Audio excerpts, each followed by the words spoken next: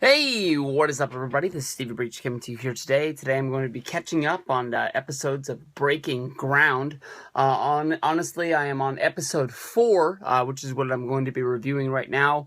Episode 4 came on at the end of Survivor Series due to Undertaker Week being featured on the WWE Network. They ended up not showing an episode of Breaking Ground that week, and I guess they wanted to sort of make you think you were getting an extra value for your dollar if you would have watched Breaking Ground after you watched Survivor Series. In my mind, I was just honestly like, no, I'm done.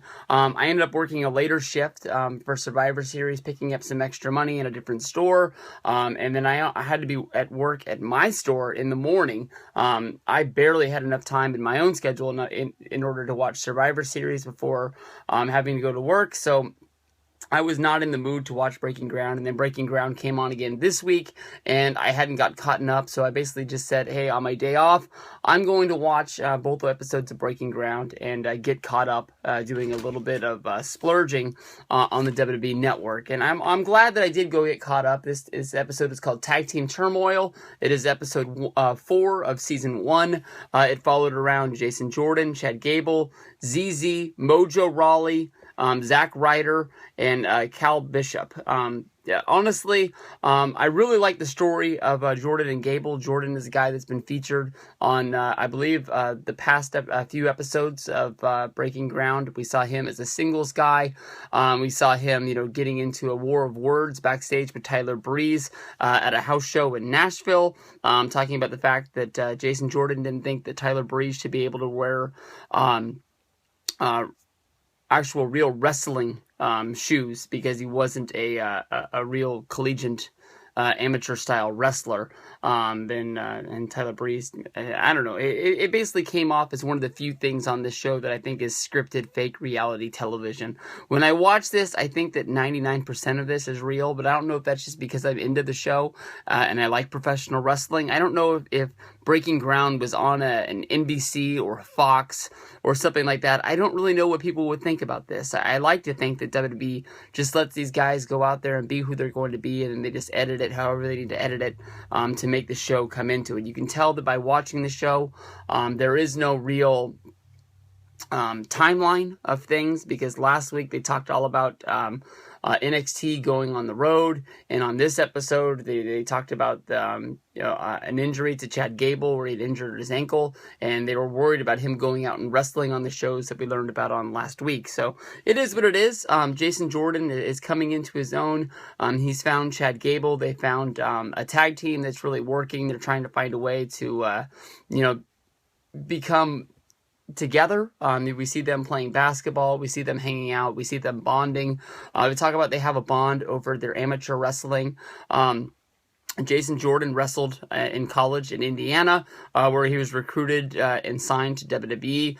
Jason Jordan talks about the fact that he has a driving force in him, that his 2 older brothers are in jail. One of his brothers is in prison and will be in prison for the rest of his life. I can't remember if they said what the crime was that he committed, but it shows you that there is something behind what is going on. Chad Gable is a former Olympian, a guy that can really out-wrestle anybody in WWE. It's one of the things that, he's really grabbed a hold of sports entertainment, and he's one of the reasons that I really, really like watching NXT, even though I can't find myself to remember that every Wednesday is NXT.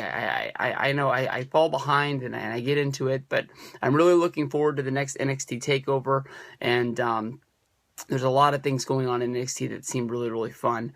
We talk about ZZ. ZZ's down there. He was signed to a deal because I guess WWE thinks that people like this guy, and if they want to get anything out of him that they can. ZZ has to be living a gimmick. ZZ has moved into a trailer-style bus in a trailer park where he is living, and he's basically saying that this is him living the easy life. He can live inside of this camper bus and basically live with no pants. He talks about the fact that he only wears flip-flops because he doesn't know how to wear shoes, or he doesn't know how to tie his own shoes. He just comes off like a bumbling idiot. If he can learn to wrestle, he's having a lot of hard times in camp because he says he doesn't really get along with this structural sides deals, like the drills that they do in WWE. I don't know. I think that they're setting this guy up to majorly break this guy, but at the same time, this is probably one of the best jobs that he's ever had, like money-wise. Even if they signed him to a low contract to train him there, I don't think you're going to be able to break this guy, even though it seems that I'm sure this guy is successfully living the dream, even if he is a professional sort of reality show kind of guy. But him living in the bus is kind of off the wall to me. But people like this guy. I don't know if they just hated watching the Tough Enough, and maybe they voted for him sort of like as a way to try and kill off American Idol, where people would gang up and try to vote for the worst contestant, trying to see the worst guy win. But he had a lot of fans. People really got behind him in Tough Enough. They talked a lot about Mojo Rawley.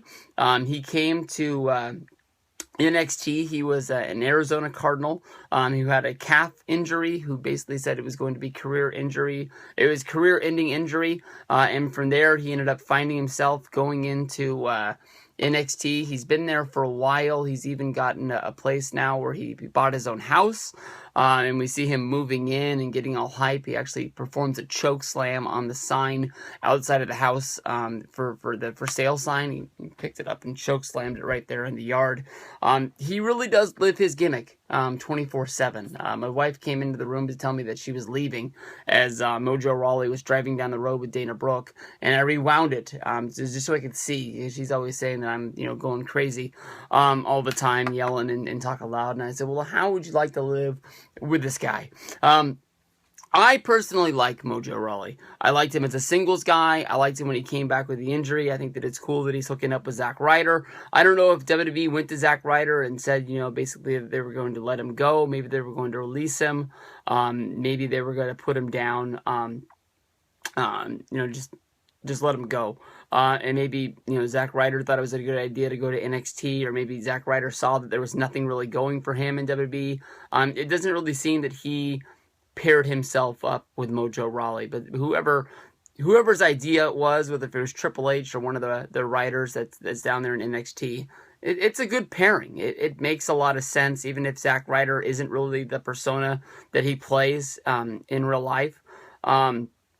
They're a good tag team, and they found a lot of success in NXT, even though they haven't really got into the WWE, into the NXT title picture. But I've always said that, honestly, if I wanted to become a professional wrestler, if I wanted to get into WWE, it's easy to see that if you wanted to get into WWE, one of the fastest ways that would get you there is if you were a tag team wrestler. Everybody wants to be a single star. Not everybody can be a singles guy. But it seems that WWE always likes to bring guys into the tag team division. They bring up a fresh team.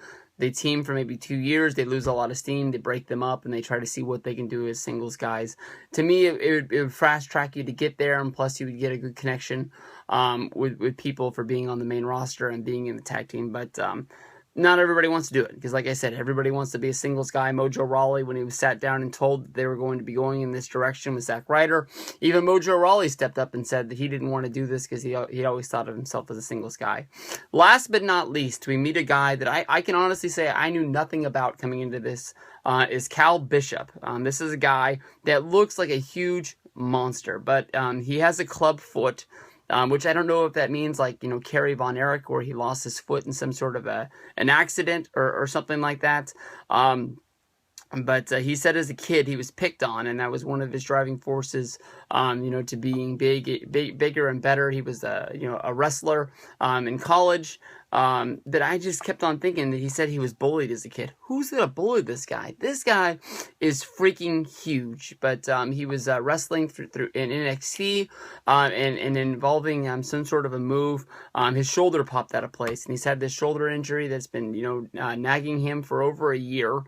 He really wants to move on and get better, but it seems that if the NXT doctors and the NXT coaches are wondering if this sort of injury is something that's going to make it where he's not going to be able to wrestle for NXT or WWE anymore, because they don't want him, going and pulling off some sort of a move where it causes an injury to somebody inside of the ring.